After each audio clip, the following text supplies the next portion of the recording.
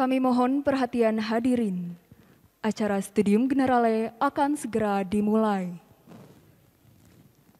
Assalamualaikum warahmatullahi wabarakatuh. Selamat pagi, salam sejahtera bagi kita semua. Pada hari ini, Rabu 22 Februari 2023, kita akan mengikuti Studium Generale bersama Deputi Bidang Pengendalian Penduduk, Badan Kependudukan dan Keluarga Berencana Nasional BKKBN, Dr. Bonifasius Prasetya Ikhtiarto SSI MN, dengan topik Peran Mahasiswa Penting Peduli Stunting dalam Mengawal Indonesia Emas 2045. Hadirin yang kami hormati, acara hari ini akan diawali dengan menyanyikan lagu kebangsaan Indonesia Raya. Hadirin dimohon berdiri.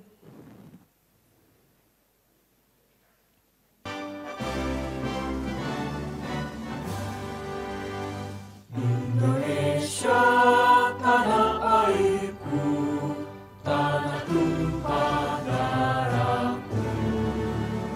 Di sanalah aku berdiri, jadi pandu ibuku.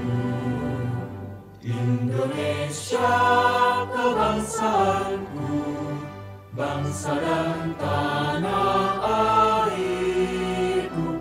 Marilah kita berseru, Indonesia bersatu. Hiduplah tanahku, hiduplah negeriku, bangsaku, rakyatku semuanya.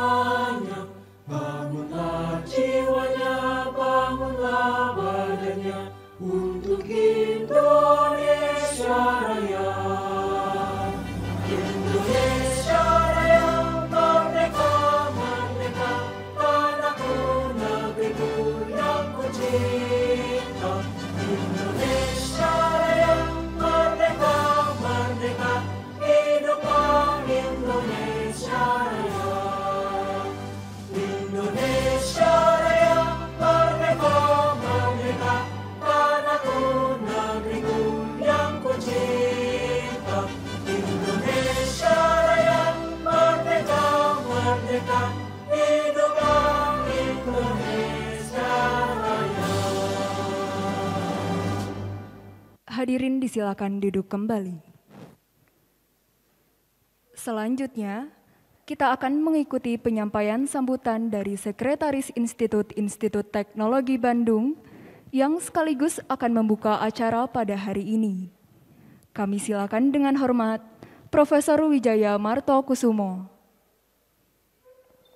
Selamat pagi, Assalamualaikum warahmatullahi wabarakatuh. Salam sejahtera, salam sehat semuanya ya. Baik, para hadirin dimanapun Anda berada, baik yang ada di ruangan Aula Barat ataupun yang mengikuti melalui streaming YouTube ITB, saya ucapkan selamat bergabung, selamat datang juga di Aula Barat ITB, khususnya buat narasumber kita hari ini ya. Jadi pertama-tama izin perkenankan saya atas nama Bu Rektor ya, Profesor Reini Wirahadikusuma, mengucapkan selamat datang kepada Pak Boni ya. Pak Bonifasius Prasetyo Ikhtiarto ini, beliau ini adalah Deputi Bidang Pengendalian Penduduk, Badan Kependudukan dan Keluarga Berencana Nasional atau BKKBN. Jadi selamat datang Pak Boni, terima kasih ya.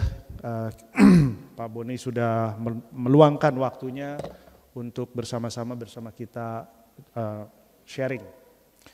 Para hadirin, rekan-rekan mahasiswa yang saya banggakan, juga para kolega, pada kesempatan ini kita akan berbicara atau kita akan mendengarkan ya penyampaian isu sosial yang menurut hemat saya ini sangat penting untuk diketahui ya. Jadi ini adalah bagian dari persoalan bangsa yang mudah-mudahan Anda sekalian juga bisa meresponsnya nanti ya. Stunting itu gangguan pertumbuhan ya akibat kurang gizi ya rekan-rekan Bapak Ibu sekalian, kurang gizi. Jadi ternyata ada sebagian saudara-saudara kita bahkan keluarga kita yang boleh jadi kurang gizi ya, tidak seberuntung kita semua yang barangkali makanannya cukup berlimpah dan alhamdulillah sehat ya. Nah, jadi tentu saja ini akan menyangkut kualitas SDM ya. Jadi Anda bisa bayangkan kualitas SDM seperti apa kalau kondisi gizinya buruk ya. Jadi kalau kondisi gizi buruk, kemampuannya penalarannya rendah, ya pasti kalah kalau bersaing di dunia kerja ya. Itu sih rumusnya udah jelas. Nah, makanya hari ini kita akan berbicara, berdiskusi. Pak narasumber juga sudah siap untuk menyampaikan apa itu masalah stunting ya. Kira-kira relevansinya dengan mahasiswa ITB itu apa ya? Tadi kita sempat berdiskusi, di ITB ada 12 fakultas, ada sekitar 130 program studi. Ya kalau bicara infrastruktur mungkin dekat ya, atau bicara tentang teknologi pangan, atau bicara tentang kesehatan. Tapi barangkali apa yang terjadi dengan prodi-prodi lain ya, atau dengan fakultas lain. Nah saya kira ini kesempatan baik ya, Pak Boni nanti akan berbicara.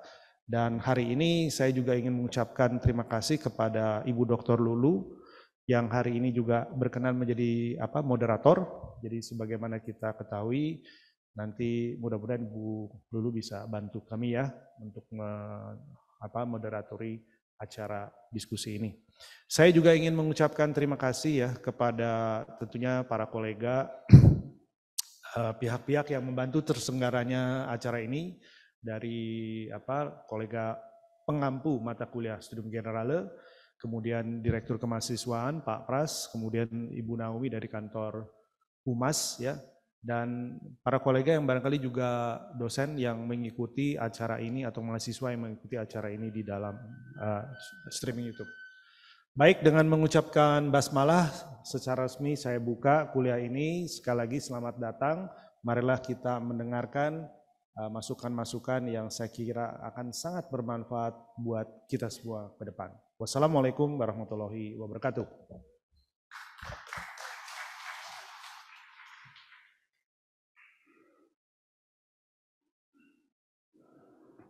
Hadirin yang kami hormati, kita akan memasuki acara utama pada hari ini, yaitu Studium Generale yang akan dipandu oleh moderator Dr. Lulu Lusianti Fitri, MSc. Beliau adalah dosen di Sekolah Ilmu dan Teknologi Hayati yang tergabung ke dalam kelompok keahlian fisiologi, perkembangan hewan, dan sains biomedika. Beliau banyak terlibat dalam penelitian dan proyek yang berfokus pada perilaku dan kondisi fisiologis hewan maupun manusia terkait neuroscience dan endokrinologi. Kepada Dr. Lulu Lusianti Fitri, MSc, kami silakan. Bismillahirrahmanirrahim. Assalamualaikum warahmatullahi wabarakatuh. Terima kasih kepada pimpinan ITB yang diwakili oleh Prof. Wijaya. Terima kasih juga kepada Ibu Naomi sebagai Direktur Humas dan kemudian kepada dosen-dosen pengampu dari mata kuliah Studium General ini. Terima kasih juga buat mahasiswa-mahasiswa yang sudah hadir dan kita hari ini akan mendengarkan penjelasan terkait peran mahasiswa penting terkait peduli stunting dalam mengawal Indonesia Emas 2045 oleh Dr. Bonifasius Prasetya Ikhtiarto. SSI MN. Jadi beliau adalah Deputi Bidang Pengendalian Penduduk BKKBN Indonesia. Dengan ini kami mengundang dengan hormat kepada Bapak Bonifasius untuk ke depan.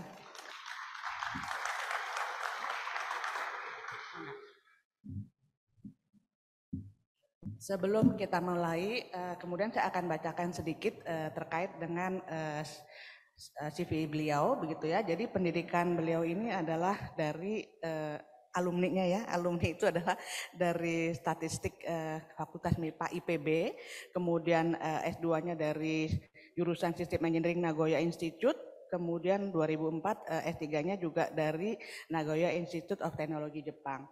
Kemudian pengalaman kerja beliau dari mulai dari 2012-14 beliau itu adalah kepala bidang Diklat Prajabatan dan Kepemimpinan di BPS begitu ya, Biro Pusat Statistik, kemudian meningkat menjadi kepala bagian kesejahteraan di BPS, kemudian menjadi sekretaris jenderal Kementerian Desa PDDT pada Kepala Biro Humas kerjasama di Sekretariat Jenderal Kementerian Desa PDDT itu 2018 sampai 2020, kemudian 2021 sampai 2002, kemudian beliau menjadi Direktur Penyelesaian Pembangunan Sosial Budaya dan Kelembagaan Dirjen PDDT. Sampai 2019 hingga sekarang beliau juga mengajar itu di Universitas Mercu Buana, dan dari tahun lalu sampai tahun ini beliau menjadi Kepala Bidang Pengendalian Penduduk BKKBN. Buat mahasiswa dan semua hadirin yang ada di gedung ini di Alua Barat, kita akan mendengarkan penjelasan beliau terkait dengan stunting begitu ya. Kenapa sih stunting begitu penting begitu ya. Jadi kita bersyukur karena Anda semua adalah mahasiswa yang cerdas yang mungkin jauh dari stunting, tapi ada sebagian dari keluarga kita saudara-saudara kita yang juga ternyata mengalami stunting. Untuk itu, untuk menyingkat waktu, kami persilahkan Bapak untuk langsung saja Pak mempersiapkan makalahnya. Terima kasih Pak. Ya, terima kasih Bu Dr. Lulu. Assalamualaikum warahmatullahi wabarakatuh. Shalom, Om Swastiastu, Namo Buddhaya, salam kebaikan, salam sehat, rahayu.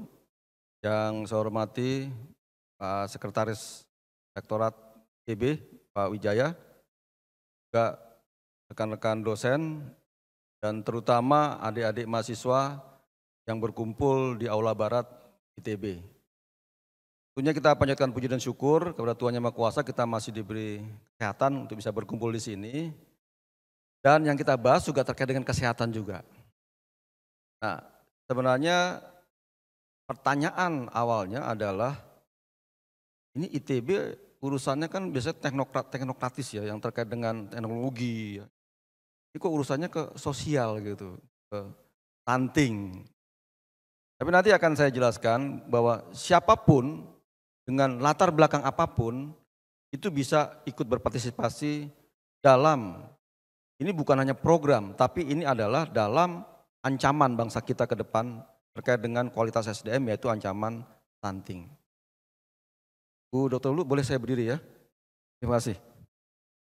Daripada di sana agak resmi, saya jalan-jalan aja nggak apa ya, supaya juga bisa ngelihat yang ngantuk di mana gitu. Ya baik, lanjut saja, slide. Ya ini tadi sudah, lanjut saja, next. Nah, kalau kita lihat di sini, adik-adik sekalian, kalau kita lihat di pilar pembangunan Indonesia 2045, yang jelas ada 4 di sana. Hari ini kita nggak membahas semuanya, kita hanya membahas di sisi yang paling kiri saja, yaitu di pembangunan manusia, dan hanya pembangunan manusia saja, walaupun di bawahnya ada penguasaan iptek. Sebenarnya iptek ini juga terkait dengan adik-adik sekalian. Nah, untuk pembangunan manusia ini, kalau kita lihat di sini ada beberapa yang menjadi perhatian, terutama ketika bicara yang 1, 2, 3, keempat. Peningkatan derajat kesehatan kualitas hidup rakyat. Jadi sebenarnya ini basic needs. Kalau orang itu nggak sehat, seperti tadi disampaikan oleh Prof. Wijaya, kalau adik-adik semua di sini stunting, tidak sehat, nggak mungkin duduk di sini. Tidak mungkin masuk, jangankan ITB, kampus yang biasa saja mungkin nggak bisa masuk. Mungkin SMA pun dia butuh waktu 8 tahun, 9 tahun. Nah, oleh karena itu ini menjadi perhatian yang sangat penting. Nah, siapa yang kementerian lembaga mana yang fokus terhadap pembangunan sumber daya manusia? Salah satunya adalah di BKKBN. Next slide. Ini sekalian juga saya ingin menginformasikan juga kepada adik-adik bahwa BKKBN ini suatu lembaga yang cukup lama. Tapi yang ada di benak kita semua itu pasti urusannya urusan KB ya, urusan akseptor. Mohon maaf, urusan kondom, urusan spiral ya, urusan yang seperti itu. Tapi sebenarnya tidak seperti itu, sudah berubah. BKKBN namanya, K-nya itu adalah kependudukan. Baru berikutnya adalah keluarga berencana nasional yang mengampu 3.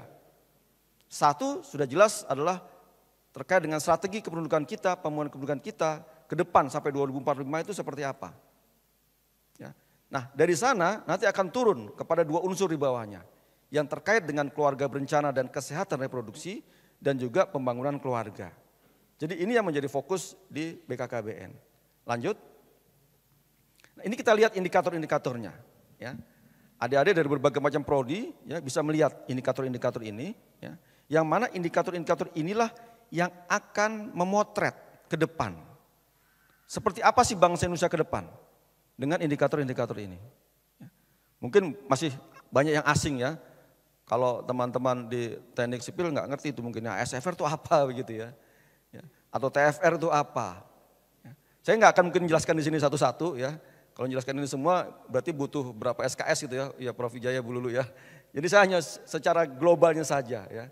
Indikator-indikator ini ya terkait dengan pengendalian penduduk sebenarnya yang di tengah yaitu total fertility rate. Yang ini artinya adalah sepanjang hidupnya perempuan itu melahirkan berapa banyak anak. Ya. Sekarang angka kita sudah di 2,18 yang artinya rata-rata itu melahirkan 2 atau 3 anak. Ya. Masih ingat dulu program BKKBN yang mengatakan 2 anak cukup.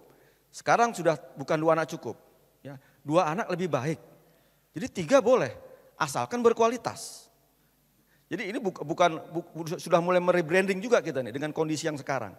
Kalau kita biarkan soalnya berbahaya juga.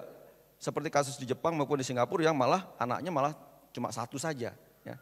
Tapi yang perlu menjadi perhatian sebenarnya adalah terkait dengan angka ASFR, yaitu Age Specific Fertility Rate. Apa yang dimaksud dengan ASFR ini? Ini ada kelompok umur. Masing-masing kelompok umur itu dihitung berapa anak yang dilahirkannya. Ya. Sayangnya di Indonesia, di usia 15 sampai 19 tahun itu angkanya masih tinggi. Artinya apa? Artinya masih banyak terjadi pernikahan usia dini. Ini berbahaya. Walaupun secara grafik nasional itu angkanya sudah bagus, yang paling banyak melahirkan itu di usia 25 sampai 35. Itu yang idealnya seperti itu. Tapi ancaman itu masih ada.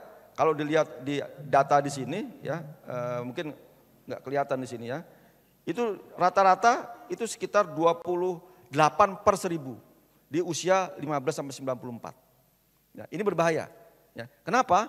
Nah, next slide sekarang akan kita lihat ya. Coba setelahnya lagi, izin sebentar. Yang setelah ini, next. Nah, kenapa? Karena anak-anak yang usia dini tadi itu akan bisa berakibat stunting. Ya, ini yang berbahaya. Ya. Dimana sekarang angka kita memang sudah turun di 21,6. Ya. Tapi tujuan kita nanti di tahun 2024 tujuan antara ya itu 14%. Nah, apakah hanya 14% saja? Kalau program iya, tapi ini bukan program karena ini ada ancaman, maka 14% ini hanya sasaran antara saja. Yang seterusnya menurut Sustainable Development Goals itu ya 0. Tidak ada anak stunting di Indonesia ini. Harapan kita akan ke depan seperti itu. Nah, balik slide sebelumnya. Nah, untuk itu Bapak Ibu sekalian dan juga adik-adik yang saya cintai, kita punya suatu grand design pembangunan kependudukan. Ini kalau kita lihat di sini ada 5 grand design itu. Yang satu terkait dengan pengendalian kuantitas yang sekarang sudah mulai kita lihat terjaga. Ya, kita sudah menuju ke arah stable population. Ya. Yang kedua yang menjadi tantangan kita adalah peningkatan kualitas sumber daya manusia yang terancam oleh kasus stunting, yang terancam oleh kasus skill yang tidak match antara kebutuhan pasar kerja dengan supply dari kita. Ya. Kualitas juga terkait dengan bonus demografi, kita sekarang pada puncak bonus demografi sampai tahun 2035, 70% penduduk Indonesia sekarang itu pada prosesi usia produktif. Tapi apakah usia produktif itu kualitasnya, skillnya itu memenuhi ya, produktivitas yang akan kita kejar? Belum tentu. Dan dari 70% itu, dari data dari sensus penduduk, hampir 50-50 antara laki-laki perempuan. Nah kalau kita lihat di sini, perempuan laki-laki hampir seimbang. Tapi bagaimana ketika kita di daerah-daerah tertentu, di daerah tertinggal, yang mana akses dari wanita ya, itu masih sulit untuk berpartisipasi dalam produktivitas baik bagi dirinya sendiri maupun bagi bangsa ini. Ya. Itu kita bicara dikaitkan dengan kualitas penduduk. Lalu pembangunan keluarga. Kenapa keluarga ini selalu diangkat terus? Ya mohon maaf, mohon izin kalau ada dari keluarga yang pisah begitu ya. Tapi memang salah satu ancamannya ketika ada perceraian yang masih tinggi angkanya. Itu mengancam juga kebahagiaan keluarga, artinya kualitasnya pun juga menjadi rendah. Ya. Ini mohon maaf kalau memang ada dari keluarga yang berpisah ya. Tapi ini secara data, secara fakta. Angka perceraian kita masih tinggi, kenapa? Karena masih banyak usia perkawinan muda. Dia usia kawin muda, ya, belum siap fisik dan mentalnya, maka 2-3 tahun mungkin dia bercerai. Bahkan bisa kawin cerai bisa 2, 3, 4 kali. Ya. Nah pembangunan keluarga menjadi penting karena disinilah semua unsur yang terkait dengan ekonomi juga ada, sosial juga ada, ya, agama juga ada, budaya juga ada, lingkungan juga ada. Berikutnya kita bicara penataan persebaran. Ini juga menjadi ancaman kita juga. Semua masih terpusat di Jawa dan Sumatera. 58% penduduk Indonesia masih terpusat di Jawa dan Sumatera. Walaupun hasil long form SP itu sudah mulai terjadi perpindahan. Ya, perpindahan dari Jawa ke Kalimantan. Apalagi kalau kita bicara di IKN ya, di ibu kota negara kita. Tapi ketika bicara di IKN, ada nggak kira-kira yang mau pindah ke IKN adik-adik ini? Sementara banyak udah ribut begitu ya, udah ribut. Yang orang Jakarta gitu mau pindah ke sana udah ribut. Pegawai negeri udah ribut gitu.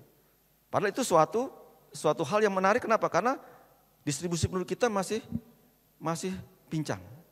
Masih terpusat di Pulau Jawa yang kalau population optimumnya itu dari model population itu sudah tinggi density-nya. Sudah crowded di sana. Nah terakhir kita bicara Adminduk. Ya, ini kita bicara satu data yang masih, ya boleh dibilang ya, masih banyak data-data yang masing-masing kementerian punya sendiri-sendiri. Ya, kemarin dengan teman-teman ITB juga sudah mempunyai ide dengan Desa Nesia ya, Prof. Wijaya ya. Itu juga salah satu yang pernah saya rancang ketika saya masih di Kementerian Desa dengan teman-teman dari LPPM. Itu kita Pak Menteri minta saya untuk bekerja sama dengan ITB dan kemudian ITB membuat suatu policy brief ya, kajian terkait dengan bagaimana sih membuat suatu data yang terintegrated. Nah ini pun juga kita masih belum. Dan data itu masih ada di pusat, belum ada di desa. Sedang menuju ke sana. Oleh karena itu perlu juga bagaimana kita memikirkan data ini. Di sini juga banyak peran dari teman-teman ITB membantu di sini. Nah kita langsung lompat saja ke stunting itu apa sebenarnya. Ini jadi pertanyaan, semua orang bertanya, stunting itu apa ya? Emang orang pendek aja itu stunting? Lanjut ke slide berikutnya lagi. Nanti data belakangan aja, lanjut. Stunting itu apa sih sebenarnya? Tadi Prof. Wijaya sudah menyampaikan ya, stunting. Secara WHO ya, gampangnya stunting itu adalah dari tinggi badan diukurnya. Jadi kalau ada bayi sampai 2 tahun itu kita punya kartu tumbuh kembang anak ya, yang ada batas bawah, kalau batas atasnya mungkin nggak apa-apa, batas bawahnya ini itu tidak boleh berada di batas bawah untuk berat badan maupun tinggi badan. Nah kalau tinggi badannya itu tidak memenuhi kartu kendali tadi, kembang anak tadi, itu dia berisiko stunting. Atau boleh dicap langsung anak itu stunting. Ya. Walaupun sebenarnya ya, kalau kita bicara stunting bukan hanya dari tinggi badan saja. Bukan hanya dari berat badan saja. Tapi lebih kepada di sini kekurangan gizi kronis tadi. Sempat ada disampaikan oleh Prof. Wijaya tadi, gizi. Ya. Jadi gizi ini yang harus kita lihat bagaimana asupan terhadap baik itu ibu hamil maupun anak 0 sampai 2 tahun itu bisa terjaga. Ya. Karena gizi ini ya mengakibatkan tadi ya, salah satunya tinggi maupun berat. Ya. Sehingga ada istilah bahwa kalau orang stunting itu pasti pendek. Tapi kalau pendek belum tentu stunting. Mohon maaf ya Bu Dokter Lulu ya. Nggak mungkin Bu Dokter Lulu stunting. Nggak mungkin bisa jadi dokter. Ada di sini gitu ya, nggak mungkin. Saya juga tidak termasuk tinggi. Walaupun tinggi saya 164, ya, tidak termasuk tinggi. Tapi saya berada di sini berarti bukan stunting. Jadi pendek memang belum tentu stunting. Tapi stunting pasti pendek. Tapi harus didalami lagi. Didalaminya oleh apa? Bagaimana kemampuan kognitifnya, kemampuan berpikirnya. Anak-anak seusianya belum bisa bicara, belum bisa berkomunikasi. Ini mesti ada audit kasus stunting. Ya. Tapi kalau kita membuat proses seperti itu butuh proses panjang. Sehingga pemerintah ya sesuai dengan WHO, udah kita ukur saja deh berat dan tingginya.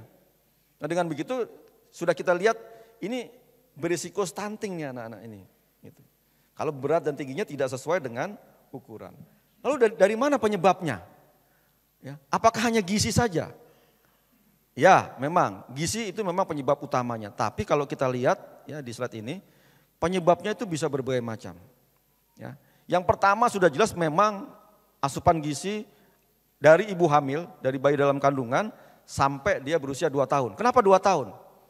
Kementerian Kesehatan sudah memberikan penelitian ya, hasil penelitiannya 2 tahun itu otak sudah tertutup sehingga sudah tidak bisa dikembangkan lagi. Artinya sudah selesai di 2 tahun. Pak berarti kalau sudah 3 tahun tidak bisa diintervensi, masih bisa tapi hanya kecil persentasenya. Ya. Oleh karena itu tetap dijaga asupan gizinya sampai umur balita, walaupun mungkin dia tidak bisa secemerlang adik-adik yang ada di sini. Ya. Kenapa? Karena ya sudah stunting. Begitu. Nah ini asupan gizi 0, jadi dia lari dari betul-betul dari jadi sampai dia lahir, sampai kemudian 2 tahun itu mesti dijaga. Ya. Apakah hanya itu saja dari asupan gizinya? Ternyata tidak. Ya, kalau lihat dari data-data ya di sini ya, ini yang juga menjadi bagian perhatian. Sekarang zamannya dua-duanya kerja, ya, bapak ibu kerja. Di sini mungkin juga ada bapak ibu dosen, gitu. Atau adik-adik bapak ibunya juga bekerja. Nah pola asuhnya bagaimana? Ya, sekarang zamannya IT sih oke ya. Zaman dulu gimana? Diserahkan kepada pembantu, diserahkan kepada neneknya, ya, sehingga ada kasus stunting itu justru di kota-kota besar. Ya. Pak Gubernur juga protes, banyak gubernur protes. Kenapa kok di Denpasar ada orang stunting? Karena di sini pola asuh. Gampangnya ya buatin aja Indomie selesai kan ya. Siapa sih nggak suka Indomie ya? Kan Indomie seleraku gitu ya. Sabang sampai Merauke. Selesai sudah. Padahal itu tidak ada asupan gizinya. Jadi praktek pengolahan pola asuh anak ini juga menjadi bagian yang harus diperhatikan. Lalu kemudian juga adalah kita bicara yang paling kanan di sini. Yaitu kurang akses. Terkait dengan air bersih, sanitasi, lingkungan, jamban sehat. Ya. Saya dulu ketika di kepala desa keliling kemana-mana, itu banyak sekali jambannya memang ada yang di pekarangan, ada yang jamban cemplung, ada yang di kali. Kalinya ada di rawa-rawa, rumahnya rawa-rawa tinggal langsung saja, nggak sehat. Rumahnya juga nggak sehat. Ini juga akhirnya mengakibatkan walaupun asupan makannya bagus, tapi kena penyakit, ya pertumbuhannya menjadi tidak normal. Ya. Dan tidak kalah penting adalah kurang akses makanan bergizi. Ada satu sebenarnya yang mesti kita perhatikan betul-betul bahwa makanan bergizi itu nggak mahal sebenarnya. Ya. Orang bilang makanan bergizi mahal, sebenarnya tidak mahal. Ya. Sudah banyak kementerian, Bappenas ya, Badan Pangan Nasional juga itu juga sudah mempunyai berbagai macam program-program. Banyak inovasi-inovasi sebenarnya. Problemnya adalah di perilaku. Perilaku untuk makan makanan yang sebenarnya ada di tempat sekitarnya mereka. Jadi keempat problem inilah yang nantinya bisa kita lakukan program-program yang mana adik-adik mahasiswa juga bisa berperan di bidangnya masing-masing. Ya. Tidak melulu kalau wah saya teknik sipil maunya yang terkait dengan infrastruktur, bisa juga mau bantu yang di pola praktek pengasuhan anak juga bisa ketika kita terjun ke lapangan. Ya. Tapi memang dari sisi ilmunya mungkin pas ada di poin ketika membangun sanitasi, jamban yang sehat seperti apa. Ya, lanjut. Nah dampaknya seperti apa? Sudah jelas, 2045 kita diprediksi menjadi nomor 3 di dunia secara ekonomi.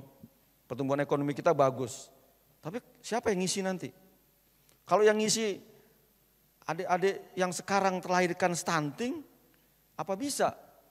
Ya, bisa mengisi di 2045 nanti. Ya. Kalau kesehatannya di sana, ya seperti gambar pengembangan otak tersebut gagal tumbuh, ya, apakah bisa nanti akan menjadi kekuatan ekonomi mengisi di sana? Jadi ini bukan ancaman yang remeh-temeh. Ya. Bukan ancaman remeh-temeh, bukan hanya karena mengejar target. Wah Pak Presiden Jokowi mau selesai tahun 2024 ngejar target, enggak. Ini betul-betul ancaman kita 2045. Terlepas saya dari pemerintah, ya, tapi dari sisi ke depan, masa depan bangsa kita sudah jelas di sini. Dan ini akan mengganggu juga grand design pembangunan kependudukan kita. Ya. Dengan grafik yang bagus ya, piramid penduduk kita yang bagus ini akan terhambat nantinya. Kalau seandainya kan nanti yang di tengah itu kan menjadi tua. Ya. Saya, Prof. Wijaya, Bu Lulu dan lain-lainnya yang para dosen 10 tahun lagi, 15 tahun lagi sudah jadi lansia. Adik-adik sudah masuk pengganti-pengganti kami semua. Tapi yang lahir pengganti adik-adik yang kalau sekarang lahir 2045 kan umurnya sudah sekitar 20-25 tahun. Nah kalau bisa stunting seperti apa masa depan bangsa kita di sini? Ya, lanjut. Nah sekarang saya mau bicara terkait dengan proses stunting itu dari mana? Ya tadi sudah bicara karena pola asuh, karena asupan bergizi, kurang gizi ya. Kemudian akses terhadap lingkungan sanitasi, air bersih itu nggak bagus gitu ya.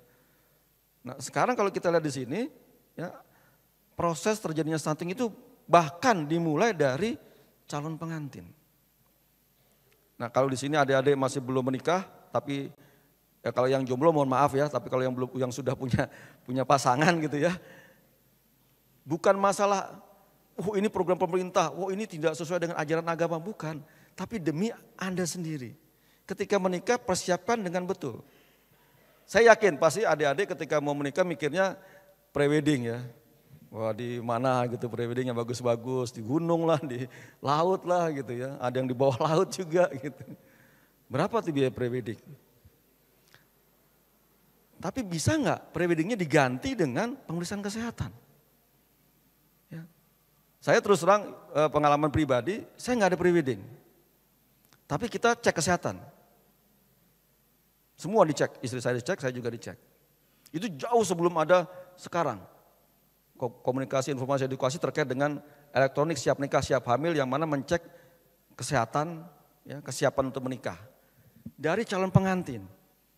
Nah kalau memang sudah siap, baik secara fisik maupun mental, berapa siapnya? Ya, yang biasanya yang kita sering sampaikan, itu juga dari hasil penelitian, itu 21 untuk perempuan, 25 untuk laki-laki. Undang-undang 19 tahun. Ya.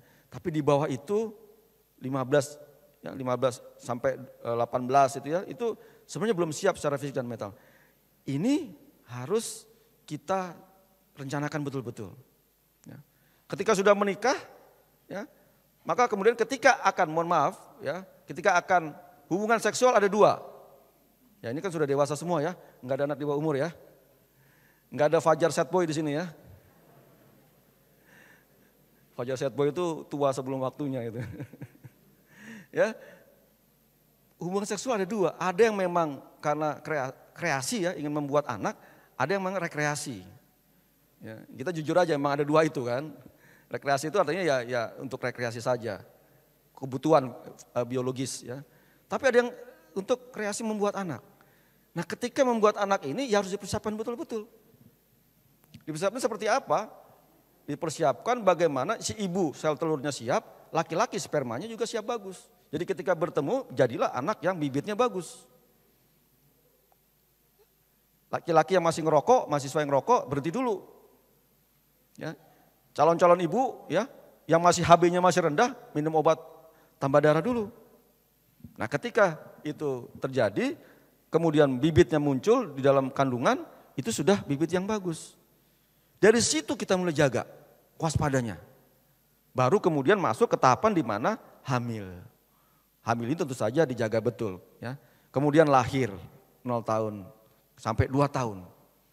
Tapi harapan kepada adik-adik semua di sini, ya, ini adalah masa depan bangsa kita, betul-betul perencanaan. Ya, perencanaan di depan ini. Perencanaan ketika akan menikah dan akan hamil yang ini menjadi ancaman stunting. Angka kita bagus turun terus, tapi kalau muncul yang baru, kita akan berjuangnya terlalu berat ya untuk masa depan kita. Nah, sekarang kita lihat data. Tolong mundur ke belakang. Data, ya. Kita lihat dari data. Ya, angka kita sekarang di 21,6. 2024 nanti kita mengejar ke angka 14. Ada beberapa provinsi di sini yang sudah di bawah ya, sudah cukup bagus sekali. Bali, DKI, ya sudah wajar tentu saja ya Bali seperti itu. bagaimana mereka memang banyak dari luar, mungkin itu yang membuat mereka juga bagus, angkanya di 8%. Kemudian DKI sudah hampir mendekati di angka 14, juga Lampung, kemudian Kepulauan Riau, Yogyakarta, Jambi, ya, dan Kepulauan Bangka Belitung yang sudah trennya sudah cukup bagus. Jawa Barat ada di mana Jawa Barat? Kalau kita lihat Jawa Barat di 20,2 ya, Jawa Barat di 20,2. Ya, ini penurunan yang juga luar biasa. Yang jadi perhatian sebenarnya Jawa Barat, Jawa Tengah, Jawa Timur, Banten juga. Ya, kenapa? Karena penduduknya itu besar. Jadi di sini Jawa Barat sudah lumayan, ya, Jawa Timur juga sudah lumayan. Hanya mungkin Jawa Tengah mungkin ya, Jawa Tengah Jawa Tengah juga sudah lumayan juga. Ya, 4 provinsi besar ini yang harus betul-betul kita perhatikan karena jumlah penduduknya sangat besar. Jadi persentasenya pun menyumbang dari angka nasional. Kalau 4 provinsi diselesaikan, mungkin angka nasional akan jauh lebih di bawah lagi. Tapi untuk yang di sebelah kanan di sini, ini yang memang menjadi tantangan. Ya. 5 tahun saya di Kementerian Desa, ngurusin yang daerah tertinggal memang berat. Terutama yang Indonesia bagian timur. Ya. Sehingga kita perlu siapkan juga program-program yang terkait dengan bagaimana kearifan lokal bisa masuk di Indonesia bagian timur.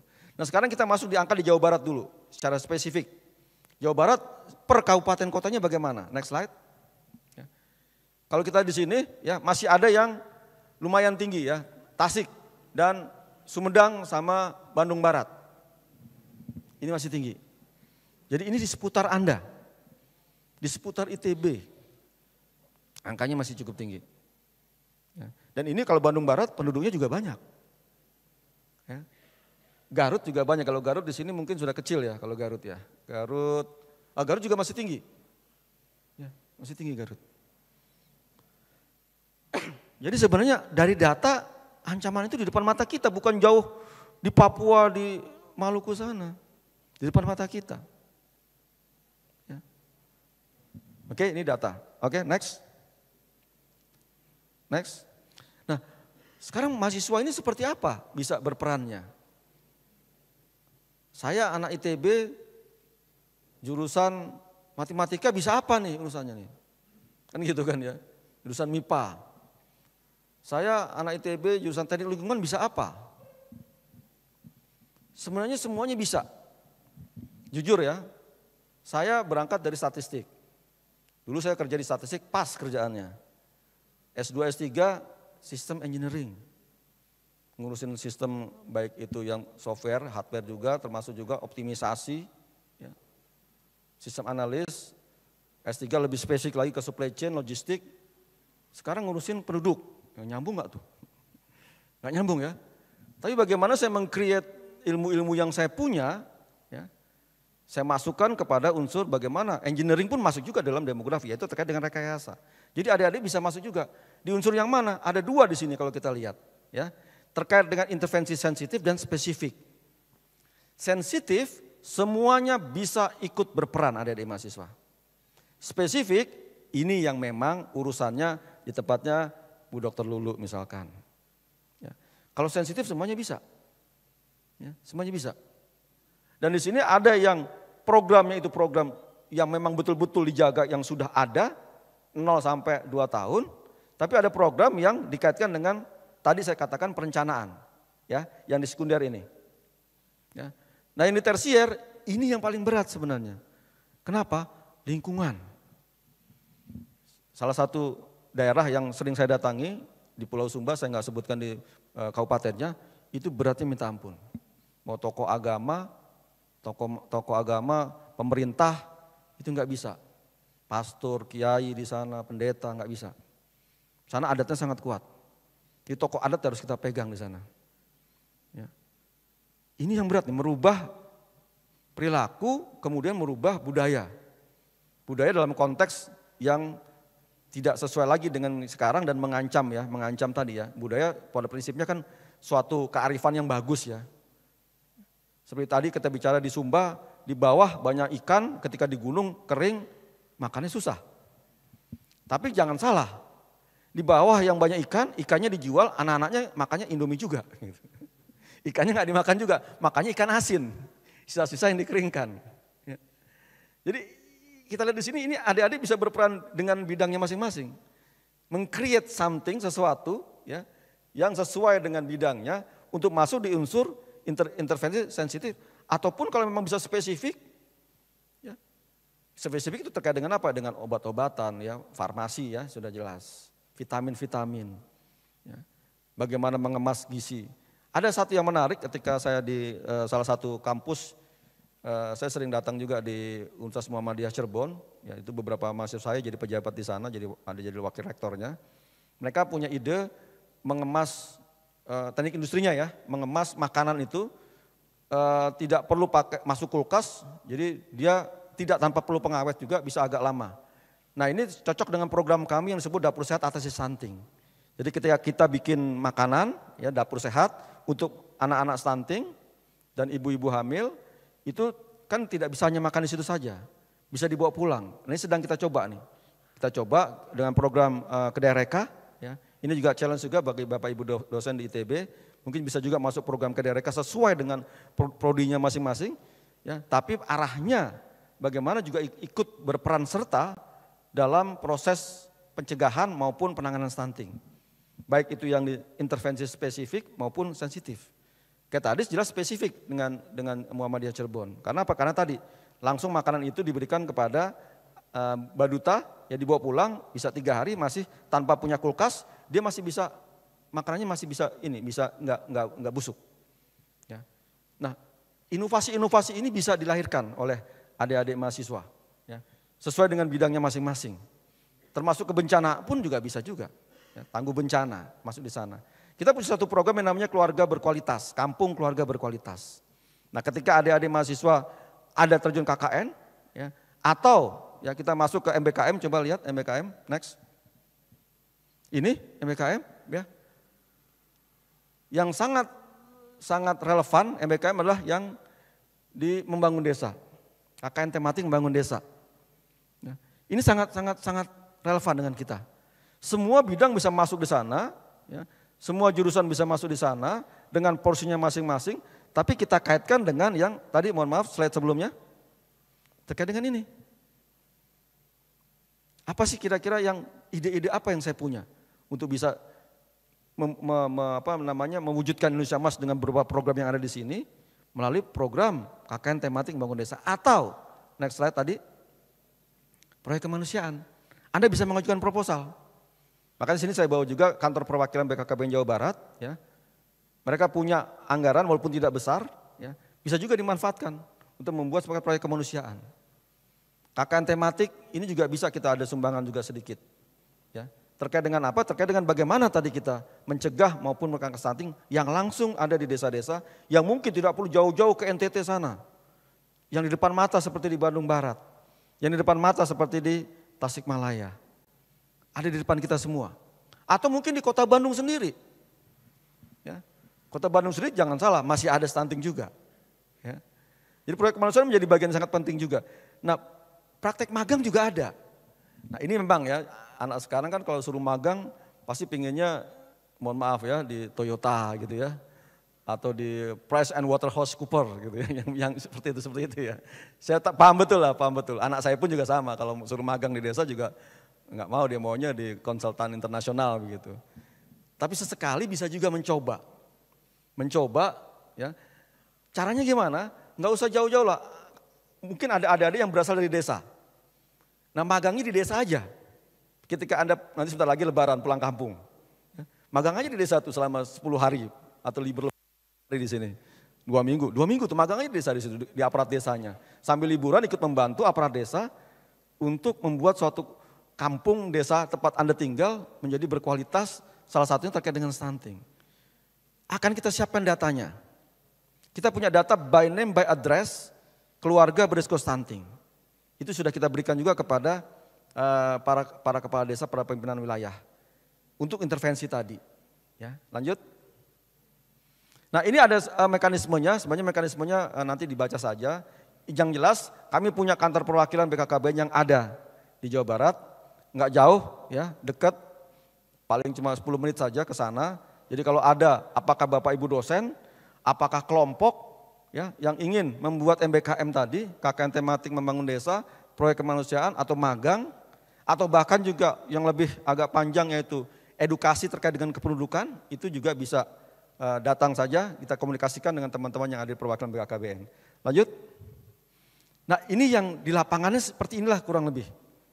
Kemarin di Banjarmasin, ya di Universitas Muhammadiyah Banjarmasin, kemudian juga beberapa waktu yang lalu di kampus saya lupa di mana, itu juga kita saling tukar menukar. Ya. Adik-adik mahasiswa yang di lapangan itu mereka nanya gitu, Pak gimana Pak kita sudah di lapangan, yang Bapak sampaikan tadi itu terlalu tinggi Pak, nggak bisa Pak. Ini contoh-contohnya yang bisa dilakukan sebenarnya. Ya. Cuma hati-hati ya ketika adik-adik turun ke lapangan, cap stunting itu jangan sampai terjadi. Kasus COVID, ketika diberi cap COVID kabur semua tuh. Yang ada nggak mau disuntik, nggak mau, ya dia jadi menyendiri atau malah akhirnya nggak tahu siapa yang COVID nggak COVID gitu. Stunting juga sama. Stunting bukan penyakit. Ya. Stunting bukan wabah. Stunting adalah ancaman. Ancaman bagi generasi ke depan. Jadi jangan memberi cap stunting kepada anak, tapi lebih kepada bagaimana Pak, Bu, anak ini kalau nanti gizinya kurang, tinggi badannya nggak seperti ini, nanti nggak bisa lo sekolah, nggak bisa kayak saya lo jadi mahasiswa ITB, jadi mahasiswa ITB. Mungkin dengan pendekatan-pendekatan seperti itu akan lebih mudah masuk. Ya, lebih mudah masuk ke dalam di sana. Jadi ini bisa dari sisi sosialisasinya, ya, atau adik-adik dari Fakultas Seni Rupa bisa membuat video atau membuat poster-poster yang menarik, ya, bahasa daerah tentunya, gitu ya, bisa banyak dilakukan di sini. Ya. Yang jelas kita di desa punya tim pendamping keluarga yang terdiri dari ibu-ibu PKK, bidan dan kader KB. Mereka inilah yang mendampingi keluarga masing-masing. Jadi adik-adik bisa masuk ke sana, ikut membantu juga. Ya. Intinya sebenarnya ketika kita berada di desa, ya ini juga catatan juga yang menjadi penting adalah kita jangan ngajari. Ini kadang-kadang kita lupa, merasa kita dari kota, mahasiswa ITB kan keren ya, terus datang ke desa, saya mahasiswa ITB loh, saya tahu begini-begini. Ini membangun rumah yang bagus ini seperti ini, misalkan teknik sipil begitu. Padahal di sana nggak tahu tuh konturnya seperti apa, kondisinya seperti apa, lingkungannya seperti apa. Ya. Nah, mereka bahkan lebih pintar dari kita loh, karena mereka tahu yang ada di sana. Jadi perlu juga kita melakukan analisis situasi dulu. Dianalisis dulu, apa sih kelebihan yang ada di desa-desa itu apa? Daerah-daerah yang kita datangi itu seperti apa? Ya. Nah, kearifan lokal itu bisa kita angkat, kita padukan dengan ilmu yang didapat di kampus, sehingga itu akan menjadi kekuatan yang sangat luar biasa. Kita punya ilmunya, mereka punya kondisi lapangannya, dipadu-padankan, maka menghasilkan sesuatu yang pasti luar biasa, karena kearifan lokal masuk di sana. Sehingga jangankan Jawa dan Indonesia Timur, antara daerah pun juga berbeda. Penanganan di Bandung Barat misalkan dengan di Tasikmalaya juga mungkin berbeda. Ya, jadi ini mungkin titip yang terakhir tadi, ketika memang nanti adik-adik turun ke lapangan, kebudayaan, kearifan lokal juga perlu diperhatikan. Ya. Dan yang jelas tidak ada yang tidak bisa berperan serta terhadap masa depan bangsa kita. Ya.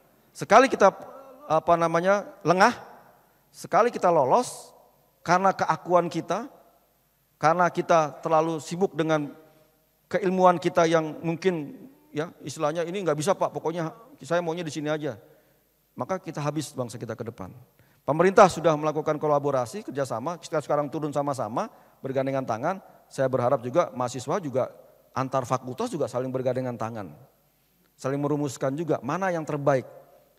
Mungkin muncul nanti dari ITB suatu ide, suatu inovasi ya, yang bisa menjaga bangsa ini terbebas dari stunting, termasuk juga terkait dengan kemiskinan ekstrim yang memang menjadi program pemerintah. Saya rasa itu adik-adik sekalian, Bapak Ibu dosen yang saya banggakan dan saya cintai.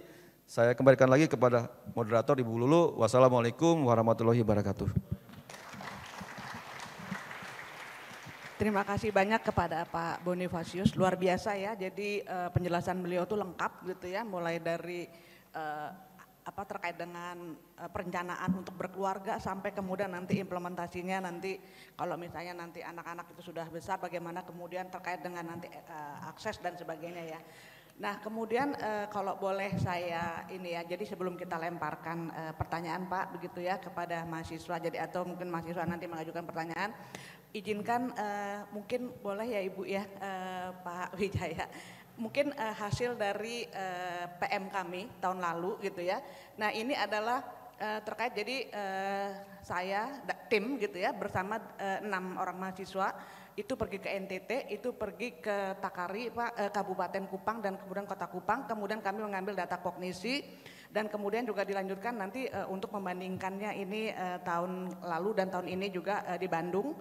Kemudian tahun ini kita akan kembali lagi, tapi kemudian ini kami akan memberikan terkait ini Pak persiapan remaja sebenarnya. Jadi keluhan dari Kadin Pendidikan ataupun Kadis Kesehatan di sana siswa yang menikah muda begitu. Jadi kemudian ini terkait dengan kesehatan reproduksi.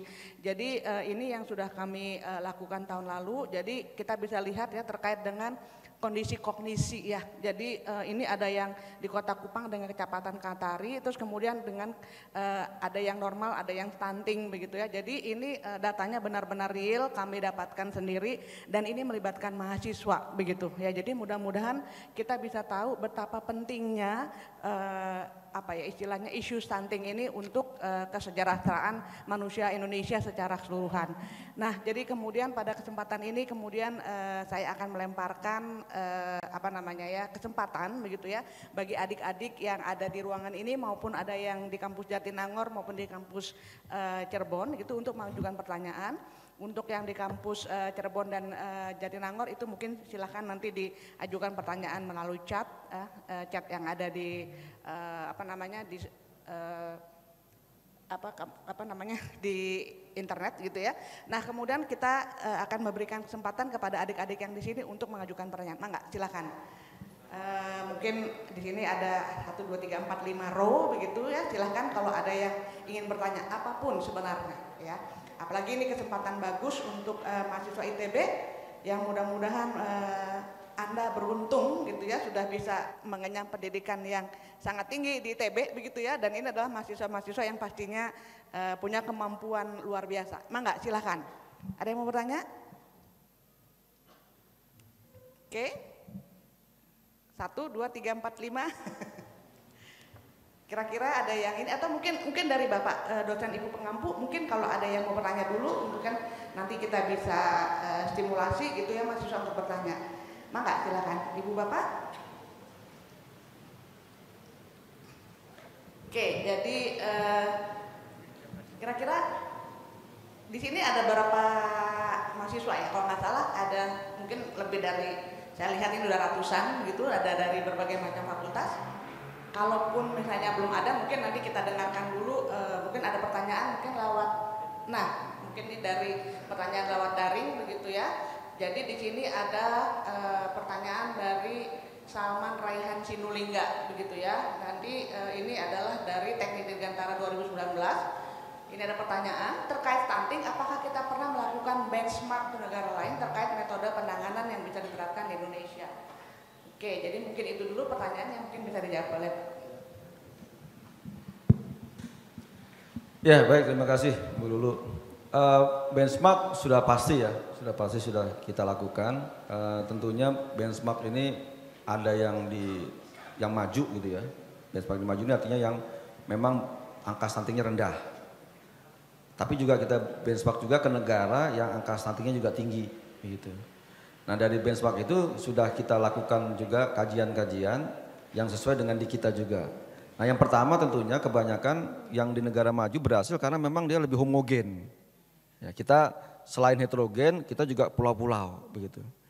Nah kemudian kalau yang di negara tidak maju, ambil case contoh di Afrika begitu misalkan saja, itu tidak berhasil karena memang di sana tingkat pengendalian penduduknya itu under control gitu ya, tidak terkontrol begitu. Atau juga kita lihat di kayak negara seperti Pakistan. Nah, yang bagus sebenarnya mix sebenarnya seperti di China. Ya, China ini lumayan bagus juga. Mereka melakukan penanganan stunting ini itu dari sisi sosialnya juga, tapi juga dari sisi teknologinya juga di sana. Terutama mereka lebih kepada ketahanan pangan kalau di Cina ini. Nah mungkin karena memang mohon maaf di sana negara komunis 1 sampai bawah itu sama semua, ya. Nah mereka berikan bantuan juga sama semua, ya akhirnya mereka memang seperti kayak robot begitu terstruktur gitu. Ya. Nah di kita tentunya mengambil dari berbagai macam benchmark tersebut, satu kata kuncinya sebenarnya memang semuanya harus terlibat. Apakah itu dari pemerintah pusat daerah, termasuk juga dari perguruan tinggi, dari pihak swasta. Kita punya program yang namanya Bapak Asuh Anak Stunting. Nah ini program gotong royong juga Bu Lulu. Jadi program Bapak Asuh Anak Stunting ini itu melibatkan semua pihak, bahkan TNI Polri pun juga dilibatkan, yang mana mereka punya bagian masing-masing, ya, punya anak-anak stunting yang menjadi anak angkatnya hanya dengan kurang lebih itu 500.000 saja Bu, begitu. Itu kita jaga mereka. Lalu juga ada program yang baru lagi untuk menjaga itu adalah dengan memberikan bantuan telur saja. Cukup 1 telur saja itu sudah membuat anak-anak stunting itu minimal ada asupan dari proteinnya. Nah program-program ini sebenarnya yang langsung di lapangan secara langsung, tapi secara program yang orkestra di pusatnya, yaitu tadi kolaborasi semua pihak ikut terlibat. Perguruan tinggi perannya bagaimana seperti yang Ibu tadi, ya, ada metode-metode tertentu, ada teknologi-teknologi tertentu, ada pendekatan-pendekatan secara akademik yang bisa mencoba untuk mengurangi angka stunting, dan kita di lapangan menggabungkan dengan kondisi yang ada di lapangan. Mungkin demikian Bu Lulu. Oke, terima kasih Pak Boni. Jadi artinya memang stunting ini artinya sebenarnya harus melibatkan semua bidang ya Pak ya, gitu ya. Jadi kalau tadi benchmarknya kita, kalau mungkin kita karena kita di ITB ya, mungkin kita benchmarkingnya mungkin ke negara maju gitu ya. Padahal sebenarnya kita harus juga melihat bagaimana sih kondisi masyarakat Indonesia secara keseluruhan begitu ya. Saya mau nanya, apakah di sini ada yang berasal dari Indonesia Timur? Angkat tangan, ada nggak? Ada yang dari Indonesia Timur kah? Oh, ada 1. Oke. Anda dari mana? Dari NTT. Oh, mangga adik. Apa namanya? Dari daerah mana NTT-nya? Dari Flores. Dari mana? Flores. Oh, oke. Kalau misalnya ini kira-kira ada yang mau diajukan pertanyaannya nggak? Sekarang di jurusan apa? Namanya siapa? Begitu? Ada yang kira-kira Anda mau kasih pendapat begitu? Ini kan terkait dengan dari NTT ya, gitu mangga. Silakan.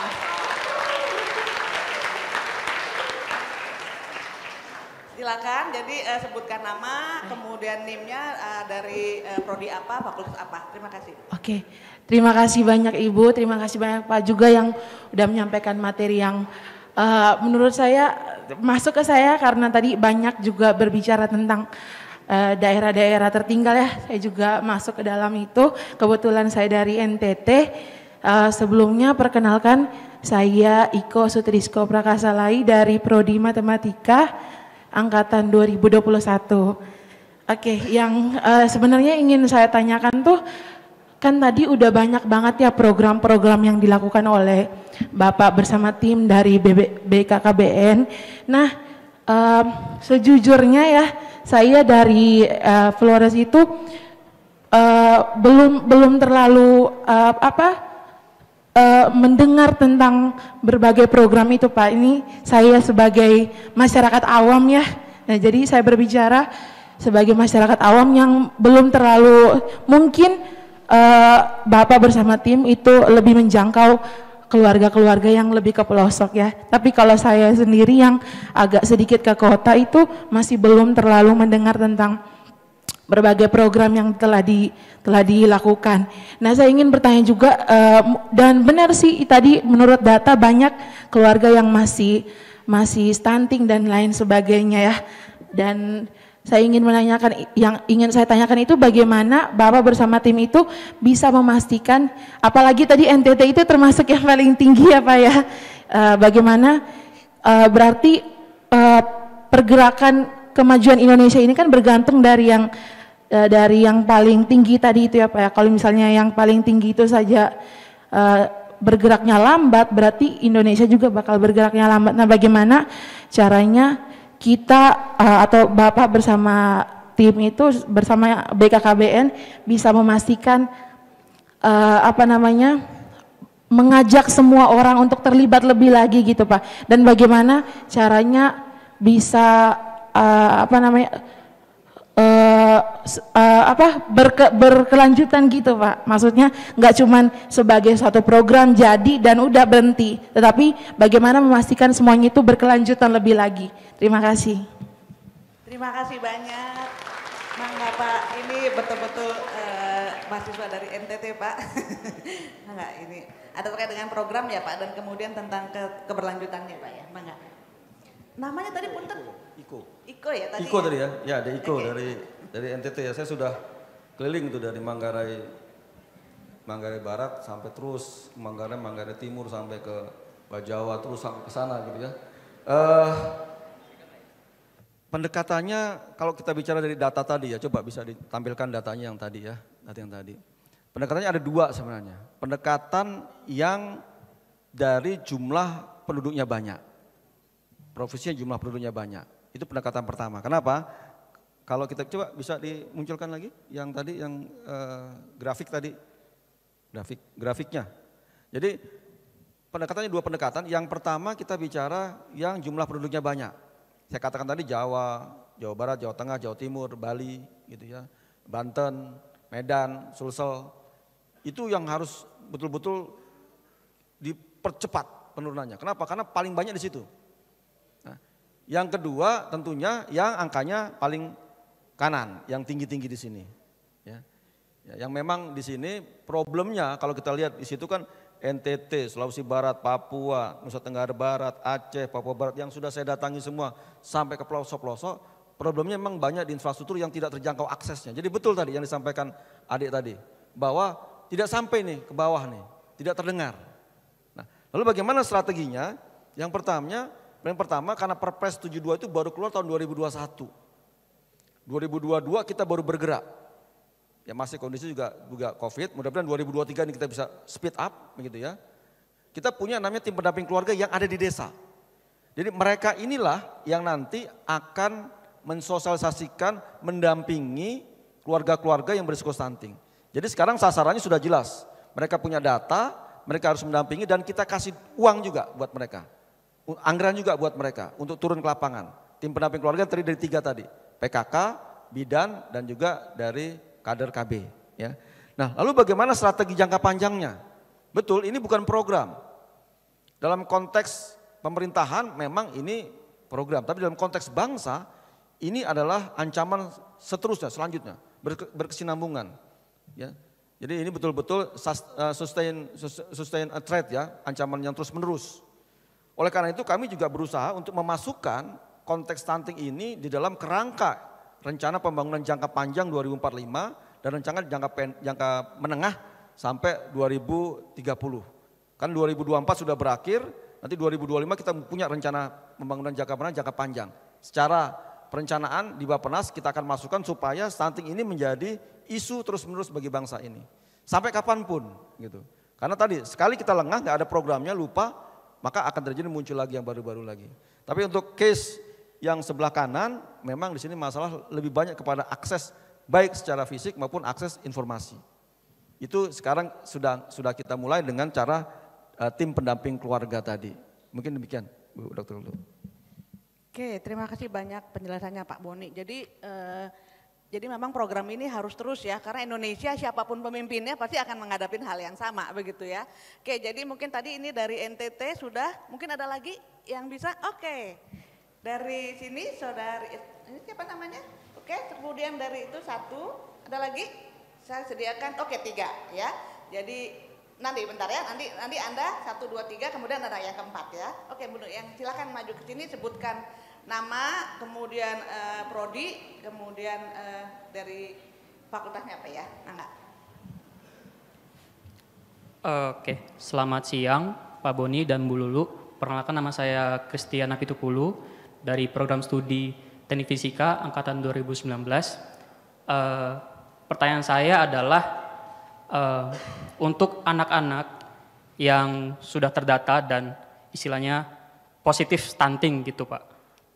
Apa penanganan yang diberikan pada mereka? Bagaimana cara pemerintah dalam hal ini untuk memastikan anak-anak ini yang nanti akan tumbuh dewasa itu tetap memiliki hidup yang sejahtera gitu Pak. Terima kasih Pak. Oke, langsung dijawab aja atau mau semuanya dulu Pak? Semuanya dulu ya. Tadi yang kedua, mangga tadi yang di belakang ya, iya. Silakan. Kemudian nanti yang di depannya ya, yang oke 3. Sebutkan nama, prodi sama ininya ya. Fakultas. Selamat pagi Bapak dan terima kasih Ibu. Saya Irsyad Putra Mujahid dari Biologi 20. Sebenarnya pertanyaannya hampir serupa, tapi lebih kayak setahu saya dan pemahaman saya bahwa stunting ini kan bersifat irreversible, dia tidak bisa dikembalikan. Lalu bagaimana orang-orang yang sudah terkena stunting ini diposisikan dalam jalur pembangunan negara kita gitu. Sedangkan mereka sudah terdampak terkena stunting, apa yang akan dilakukan terhadap mereka dalam jalur pembangunan negara kita ke depannya? Mungkin lebih itu sih. Terima kasih. Terima kasih ya. Oke, tadi mana tadi? Satu lagi, mangga silakan.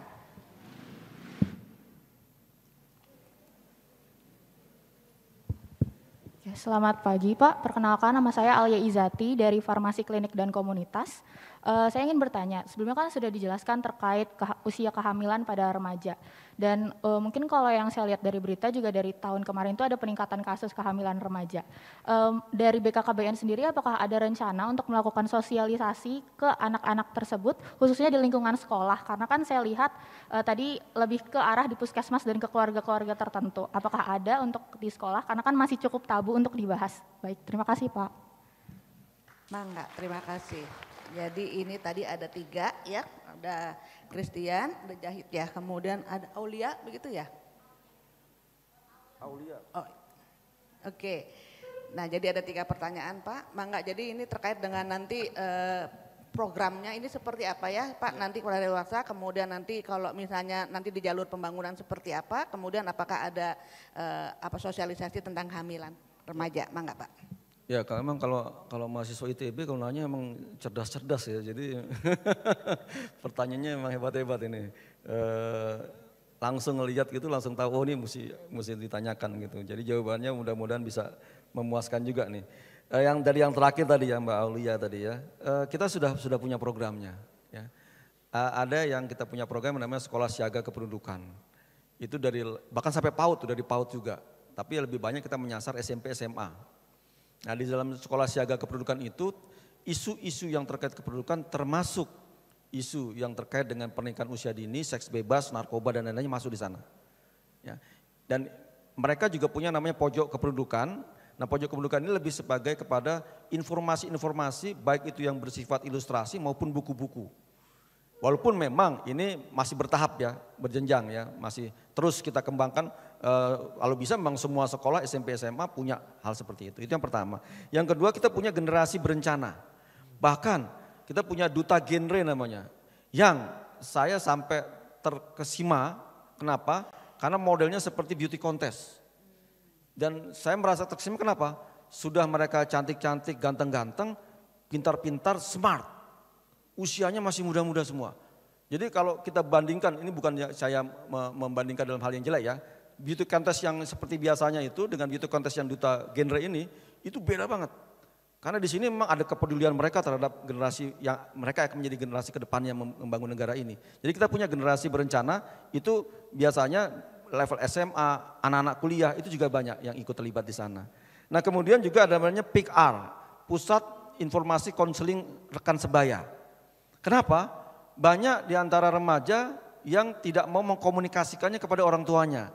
Contoh kayak tadi ya, masalah pernikahan usia dini, seks bebas dan lain-lainnya. Nah ada PIKR ini sesama sebayanya. Nah sebayanya sudah kita tentunya kita berikan peningkatan kompetensi dan kapasitas ya, supaya mereka bisa menjadi konseling juga begitu terhadap teman-teman rekan sebayanya. Jadi diselesaikannya biasanya karena dengan sebaya itu lebih enak gitu. Jadi program-program ini harapannya itu bisa masuk ke dalam penurunan pernikahan usia dini. Dan yang terakhir kita juga kerjasama, ini hampir di seluruh Indonesia, ini baru saja tiap hari itu kita kumpulkan kanwil agama, KUA, ya, tokoh-tokoh masyarakat, juga para kiai juga kita libatkan juga, pendeta, pastor kita libatkan, bagaimana pesantren, ya, di Muhammadiyah juga, gitu ya, dan juga di seminari dan lain-lainnya itu juga bisa memasukkan unsur-unsur yang dikaitkan dengan keluarga berencana atau pernikahan berencana dan kehamilan yang berencana. Nah, harapannya dengan begitu angka pernikahan usia dini akan menjadi turun. Nah, kemudian yang kedua dari Mas Christian dan Mas Mujahid tadi, ya, ini menariknya begini memang. Berarti kalau sudah tertutup otaknya 3 tahun, selesai dong sudah. Ya, irreversible tadi ya. Ya, secara teori begitu. Secara teori begitu. Bahkan hanya cuma, saya lupa 5% atau berapa persen yang bisa berhasil gitu ya. Terus apakah anak-anak ini tidak bisa berperan bagi bangsa ini? Bisa, tetap bisa. Tapi tentunya ketika kita bicara negara, ada peran yang bersifat pemimpin, ada yang peran yang bersifat pembantu pemimpin, ada yang bersifat peran yang di bawah misalkan. Ya mereka masih bisa tetap produktif dalam porsinya dengan kapasitasnya sesuai dengan kemampuannya gitu. Artinya tetaplah kita berikan juga asupan gizi juga sampai umur 5 tahun, balita juga tetap sekolah, tapi mungkin tidak bisa, mohon maaf, sehebat adik-adik yang ada di sini atau bapak ibu dosen yang ada di sini. Gitu. Ya dia tetap bisa berperan, tapi mohon maaf ya yang berada di sektor informal atau bukan pekerjaan yang memang bersifat menggunakan pemikiran yang rumit begitu ya. Nah, kemudian programnya apa yang sekarang sedang berlangsung begitu ya. Program secara langsungnya dari kami sensitif kebanyakan, ya, bukan spesifik.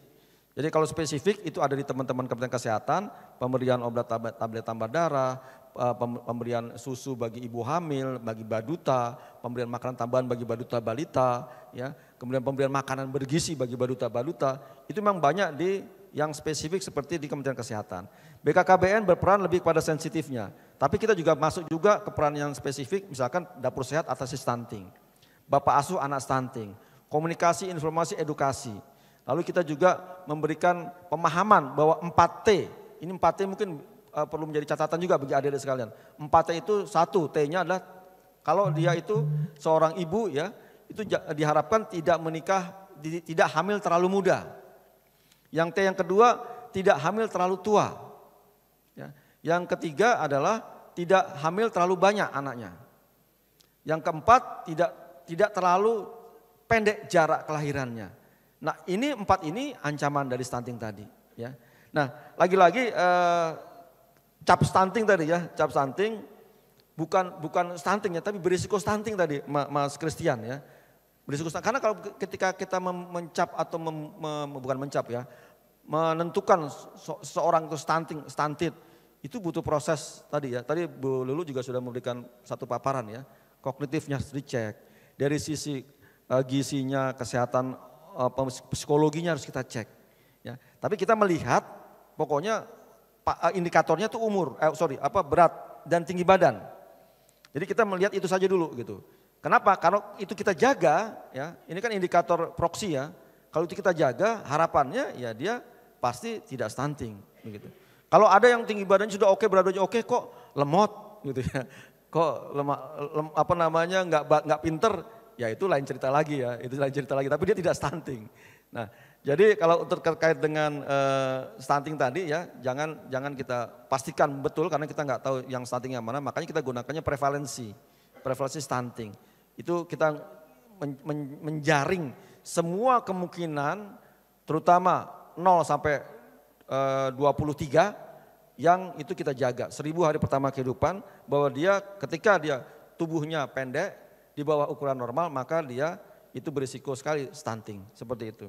Dan programnya tadi sudah jelas ya, langsung ada, tapi perubahan perilaku budaya itu juga ada juga yang dilakukan oleh kami kita punya rencana aksi nasional Ran Pasti. Itu bisa di-download juga di web kami. Ada rencana aksi nasional Ran Pasti yang mana tadi di provinsi wakil gubernur menjadi ketua tim percepatan penurunan stunting. Di kabupaten kota wakil bupati dan wali kota menjadi ketua tim percepatan penurunan stunting. Di desa tadi ada tim pendamping keluarga. Dan terakhir untuk yang dianggap sudah stunted dan dia kemudian Apakah masih bisa berperan bagi bangsa? Bisa, asalkan diberi pemahaman, diberi peningkatan kompetensi, dilatih skillnya, maka tetap bisa berperan bagi bangsa ini untuk Indonesia emas nanti. Mungkin demikian jawabannya Bu, terima kasih.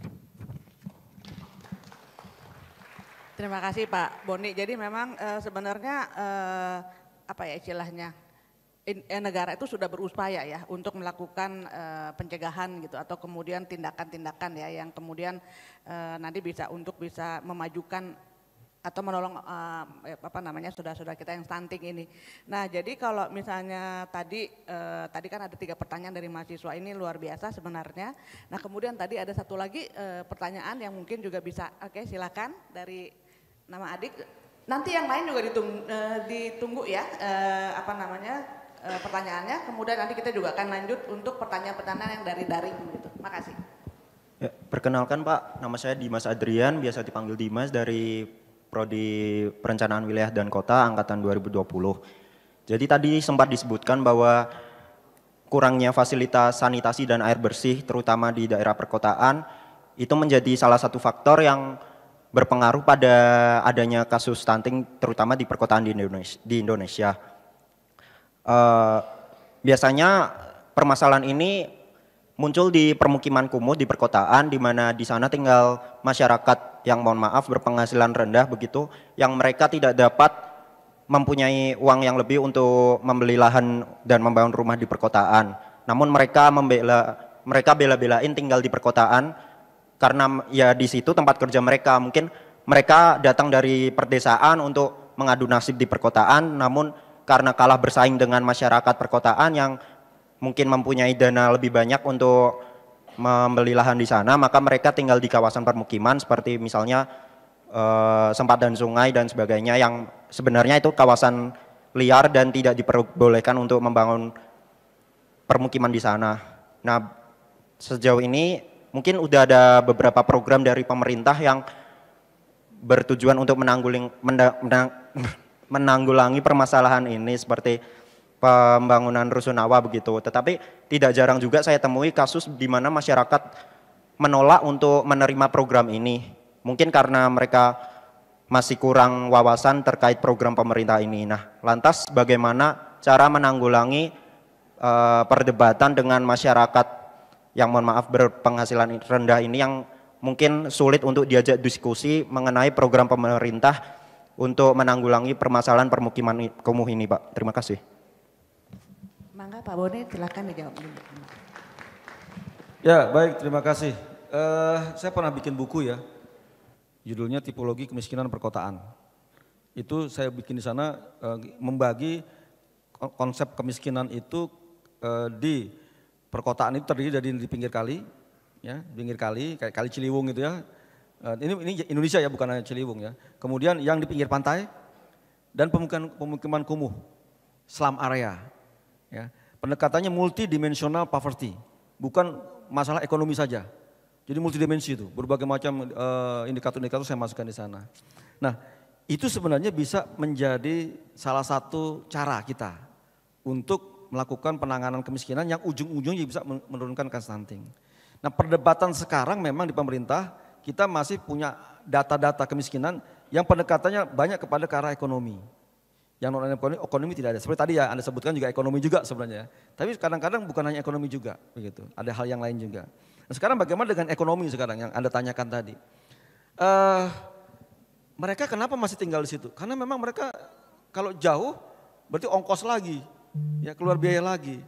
Nah, konteksnya cocok nih dengan Anda membuat perencanaan pembangunan kota atau perencanaan pembangunan wilayah ya. Ketika memindahkan suatu, ya harusnya memindahkan semuanya. Ya. Memindahkan semuanya itu apa? Semua akses pendidikannya, kesehatannya, termasuk pendapatan mereka, ekonomi mereka. Ya. Kalau mereka di sana jualan, di tempat yang baru bisa jualan enggak? Kalau mereka di sana jadi supir ojek, di sini pindah yang baru bisa jadi supir ojek enggak? Kan seperti itu. Kalau enggak pasti masyarakat akan berontak. Karena yang ngapain di situ malah susah hidupnya gitu. Nah, kami sudah lakukan berbagai macam kajian walaupun bukan di BKKBN ya. Nah, ini ketika saya dulu juga masih ikut terlibat di perencanaan wilayah tata kota juga ya. Kemudian saya juga pernah bikin juga konsep-konsep itu yang tapi untuk city ya, bukan untuk yang di desa. Nah, kita pernah bikin beberapa kajian-kajian seperti itu, memindahkan sesuatu harus komplit semua. Nah sekarang dalam konteks BKKBN, kita bicara konteks adalah reurbanisasi dan juga distribusi penduduk. Ya, dengan Kementerian Desa kita mencoba reurbanisasi, desa kita bentuk, kita bangun ekonominya, sehingga mereka tidak pindah, tidak tetap tinggal di Jakarta atau di daerah kumuh tadi, mendingan dia pulang karena pekerjaannya ada. Ambil satu contoh di desa Pujon Kidul di Malang. Itu kalau Anda pergi ke sana, ada kafe desa, kafe tengah sawah ya, Pak Presiden juga pernah ke sana. Yang melayani Anda nanti itu tatoan, antingan, gitu. Mantan preman di Surabaya atau korak-korak gitu di Jawa Timurnya gitu ya. Tapi mereka sopan-sopan. Itu mereka, saya tanya tuh kenapa? Ya karena di sana cuma dapat gaji cuma 1 juta, 1,5 juta, di sini sama gajinya. Ya mendingan kita pulang. Nah, yang begitu harus kita rencanakan. Yang kedua, kita bicara sebenarnya masih ada distribusi penduduk, memindahkan orang. Mereka pindah, mau kita pindahkan, tapi dipindahkan yang baru, apa jaminannya? Konsep transmigrasi klasikal, saya di Kementerian Desa pernah mengusulkan juga, itu udah nggak bisa sekarang. Mereka pindah, memang di sana ada apa? Adik-adik nih semuanya nih, dipindah ke IKN nanti, mau nggak? Kalau di sana ada peluang yang bagus, pasti mau. Ya, tapi kalau nggak jelas, ya mana ada yang mau semua. Itu bukan hanya, itu dasar manusia ya. Jadi ketika bicara yang terkait dengan yang Anda tanyakan tadi, itu sudah kita lakukan juga. Terkait bagaimana kita reurbanisasi. Kemudian pemindahan dari slum area itu ada yang memang dipindahkan, tapi semuanya ikut juga. Atau ketika membangun, direnovasi daerah pinggir pantai, pinggir kalinya, juga dibangun juga pusat-pusat yang memang membantu mereka dalam mendapatkan ekonominya. Nah yang terakhir terkait dengan pemindahan penduduk dalam konteks transmigrasi, kita bisa pakai migrasi produktif. Jadi mereka pindah tapi ada pekerjaan di sana. Saya ambil contoh di daerah dengan nggak boleh sebut nama, satu perusahaan lah ya, perusahaan tambang gitu ya. Perusahaan tambang ini mereka tadinya CSR-nya biasa-biasa aja, cuma ngasih gift aja. Saya bilang jangan ngasih gift dong, masyarakat bodoh dong seperti itu. Ya mereka minta pekerjaan, mereka cuma satpam, ya yang lain. Caranya pemberdayaan. Ya, mereka diajari membuat sesuatu sehingga akhirnya lama-lama mereka mensupport perusahaan tersebut. Misalkan dari cateringnya. Jadi mereka jadi berusaha, lama-lama mereka juga bisa mensupport ke daerah lain. Ya. Nah kemudian adalah perpindahan juga penduduk ke sana, penduduknya sedikit, potensinya banyak, dan dipindahkan ke sana penduduk itu. Tapi udah ada jelas tuh, produktif, peluang pekerjaannya ada di sana. Nah, yang ketiga masih ada lagi, satu lagi migrasi profesional. Kalau tadi transmigrasi produktif, migrasi profesional. Kita bonus demografi loh, jangan melulu protes, pemerintah siapkan lapangan pekerjaan, pemerintah siapkan lapangan pekerjaan. Di luar sana banyak pekerjaan yang membutuhkan orang-orang kita, profesional. Ketika saya 8 tahun di Jepang, banyak anak-anak kita yang ke sana bekerja kasar, kensu ya, tapi kerja di lapangan yang di pabrik-pabrik gitu. Nggak dijamin ininya, jaminan sosialnya juga nggak dijamin oleh pemerintah Jepang. Sekarang mereka butuh orang dan levelnya profesional, yang lulusan S1, lulusan politeknik. Ada di kesehatan, even juga di dosen pun juga mereka butuhkan loh di sana. Gitu. Jadi banyak ruang-ruang pekerjaan seperti itu. Nah kalau dikaitkan dengan perencanaan tadi lagi-lagi ya, ketika melakukan suatu perencanaan yang memang sekarang kita mohon maaf ya, membangun kota kebanyakan juga tanpa perencanaan ya. Kalau Anda pergi ke Jepang, ke Korea sudah jelas tuh. Ini areanya kampus, ini areanya pemerintah, ini areanya rumah gitu ya, domisili pemukiman. Nah coba kita bentuk ya, IKN ini salah satu contoh tuh bagaimana kita membangun suatu perencanaan, atau yang tadi terkait dengan daerah-daerah 3 slum area, daerah pinggir pantai, daerah pinggir kali itu juga bagaimana perencanaannya kita bangun lebih baik dengan memasukkan semua aspek kehidupan mereka supaya mereka juga tidak kehilangan salah satu pun aspek dari kehidupan mereka di situ. Mungkin demikian Bu Lulu. Terima kasih Pak. Jadi memang pembangunan kita ternyata memang harus direncanakan dengan matang begitu ya. Jadi mudah-mudahan semua adik-adik di sini yang nanti menjadi alumni ITB dan kemudian bekerja di berbagai bidang begitu, mudah-mudahan bisa ikut juga membangun ya. Oke, jadi kita masih punya waktu sekitar 7 menit begitu ya untuk pertanyaan dari daring. Mangga silakan ditayangkan untuk pertanyaan dari daring jika ada.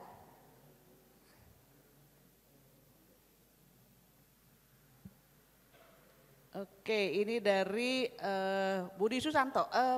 Mas Budi Susanto ini dari jurusan apa ya? Oke, izin bertanya, realitanya memang mahasiswa akan lebih banyak yang tertarik untuk magang di perusahaan konsultan internasional dibandingkan di desa. Oke, Pertanyaan saya, apa strategi Bapak untuk menarik minat mahasiswa yang mau magang di desa selain menggunakan alasan kemanusiaan? Itu satu pertanyaan. Mungkin langsung yang kedua, Pak. Itu adalah pertanyaan lagi.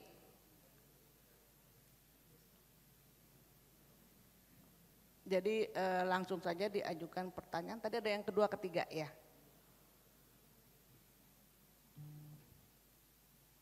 Udah langsung aja? Oke, mangga silakan. Ya, saya ke UI, saya ke ITB dengan Prof. Wijaya, itu terangkat ya ke sekolah-sekolah yang sekolah kota lah gitu ya istilahnya. Tapi kalau saya datangnya ke mohon maaf UNER ya, Unhas, itu masih masuk tuh, masih mau mereka.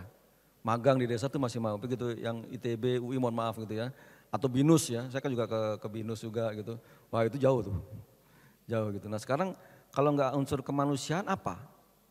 Ya, ada satu yang sebenarnya adik-adik lupakan itu bahwa kita ketika kita terjun ke masyarakat ya, magang di masyarakat itu ada nilai yang tidak kita dapatkan di kampus.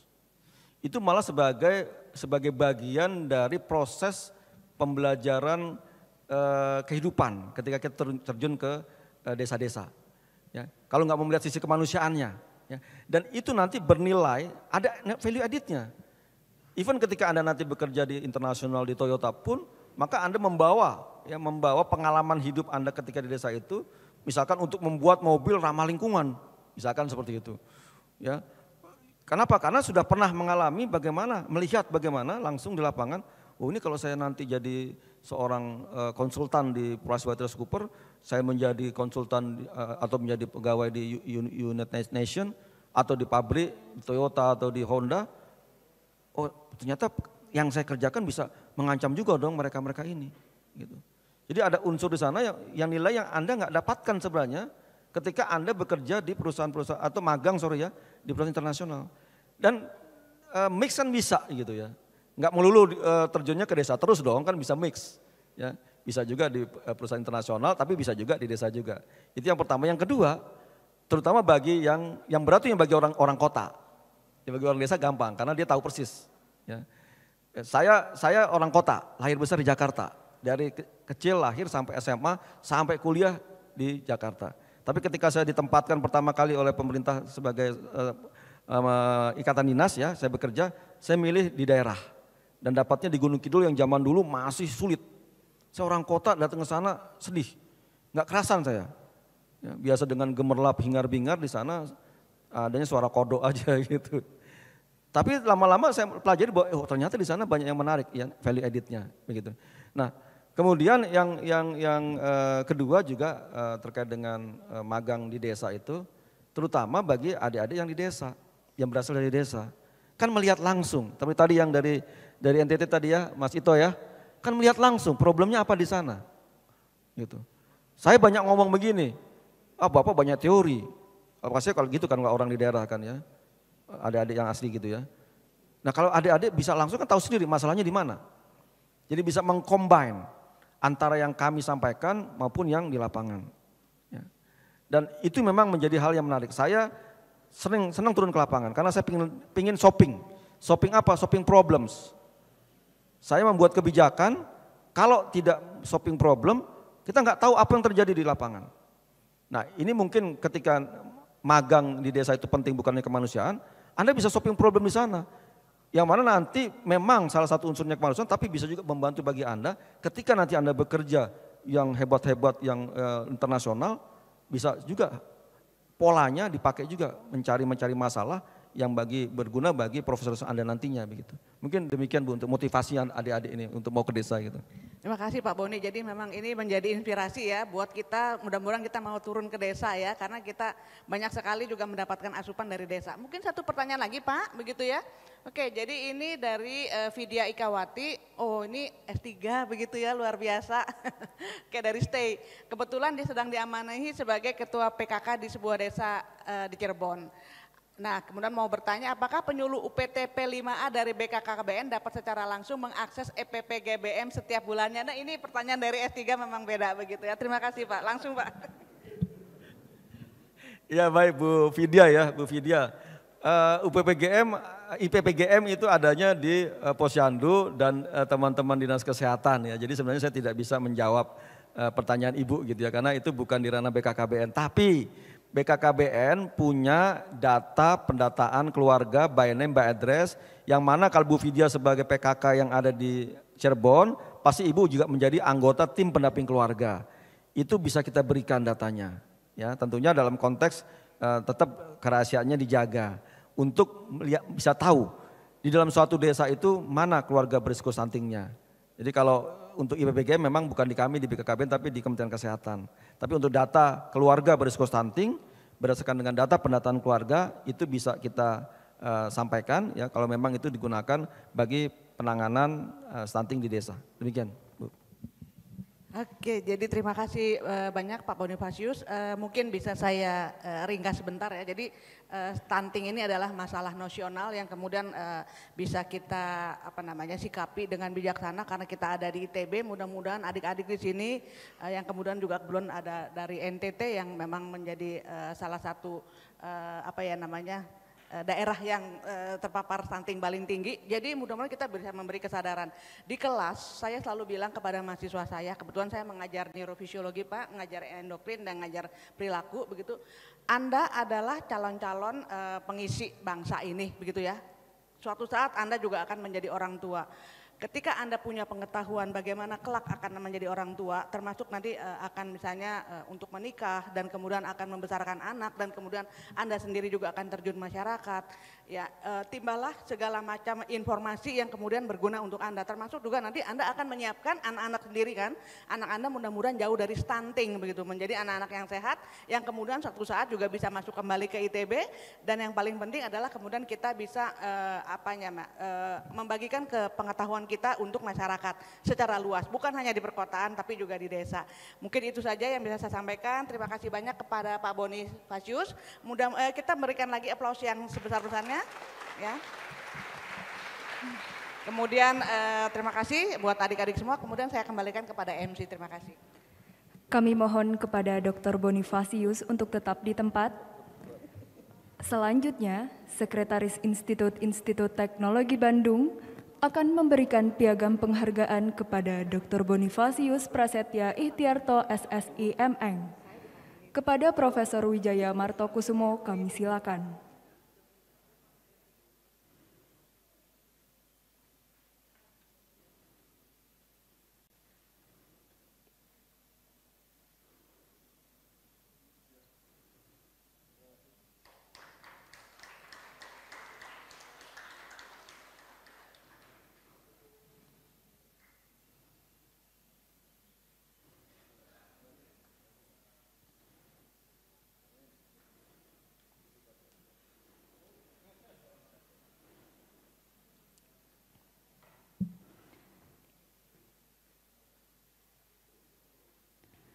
Baiklah hadirin, dengan demikian Studium Generale pada hari ini telah selesai. Terima kasih atas perhatian hadirin dalam mengikuti acara ini. Selamat siang, salam sehat selalu. Wassalamualaikum warahmatullahi wabarakatuh.